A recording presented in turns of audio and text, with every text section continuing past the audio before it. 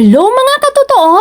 Tuwang-tuwa ang bata na bigyan ng madilaw na lobo. Paborito ko yan. Puti katotoo kasing tingkad ng sikat ng araw. Ngunit pinagpapala dahil ibubunyi natin ang tagumpay ni katotoong talisayin.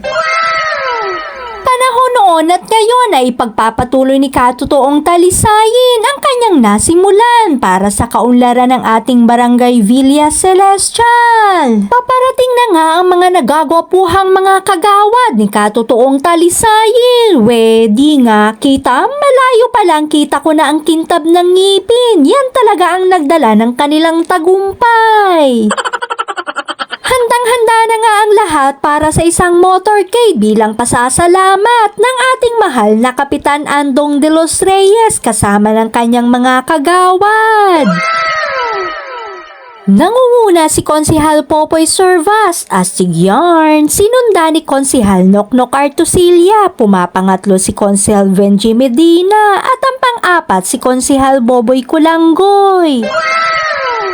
Panglima naman si Konsehal Joseph Fernando at syempre pang-anim si Konsehal Kukoy Centino at hindi mawawala ang pang-pito na dinalas-dalas na ang pangangamay sa inyong katotoo, Konsehal Edward Monchel. At ang mamumuno sa mga kabataan, SK Juliet Kulanggoy, Happy Yarn, Puti Katotoo, yan ang mga kaibigang bulik, likatotoong talisayin. O diba, maaasahan at masusubukan pa ang tatag kung sasamahan nyo sa pagpapakondisyon sa bawat hamon o laban ng buhay. Manok ko yarn, bulik at katotoong talisayin. Ayan, may naliligaw pa kumpare ito ni katotoong talisayin. Hanap ka ni misis mo at oras na para ipagluto mo ng tinolang manok. Paring Bray, pahigop ng sabaw ng tinolang manok, este ng kape. Kahit na matindi ang init ng panahon ay pinakita nyo ang suporta, kaya deserve nyo ang mabigyan ng maraming papaya para makahigop ng tinola. Inyo nga lang ang manok. May hinahanap pa ako na isa sa mga sumusuporta ng solid at totoo kay totoong talisayin. Tumawid ng dagat para maipakita ang presensya na siya talaga ay sagad sa buto kung sumuporta.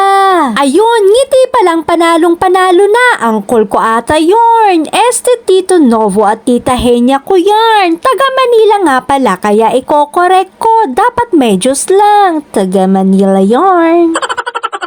Di ko talaga makuha kaya never mind na lang. Alam nyo naman taga Mindoro talaga tayo. Di na mababago. Bisay og pa din. Ang tunay kahanga-hanga po kayo sa kadahilan ng kahit sa ibang planeta kayo nakatira ay di nyo nakakalimutan ang pinanggalingan ng kagwapuhan. Kung nabubuhay pa si Lolo at Uncle, puti katotoo yayanigang haradakan o dyan sa Villa. Ano daw?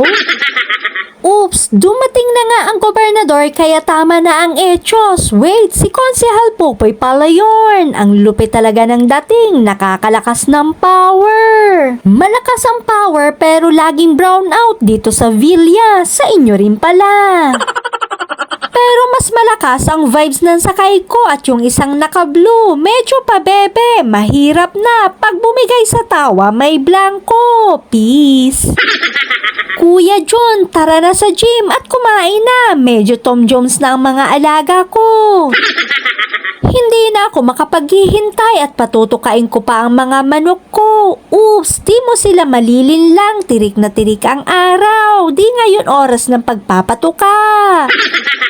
Maraming ang patutukain dito sa Barangay Villa Celestial kaya marami ding mga inihanda bilang pasasalamat sa mga walang sawang sumusuporta, tumutulong at nakikisa sa pagsusulong ng kaunlaran. Kasama ko nga ang kauna-unahang gobernador, este ang number 1 councilor, Honorable Popoy Servas. At matutuwa kayo dito sa isang konsehal, Honorable Edward Monchel. Kasi nga naman, malayo pa lang, nakahalakhak na. Kay gandang pagmasdan ang mga mamumunong ito, nakikita ang bakas ng pagkakaisa. Tingnan nyo naman kahit puyat at nirarayuman na, kahit pagod na ay masaya pa din at nakaka-good vibes ang mga ngitian. Nakikita namin na maraming pag-asa kaya deserve nyo yan para isulong ang pagpapaunlad ng pagtatanim ng maraming papaya. Charis!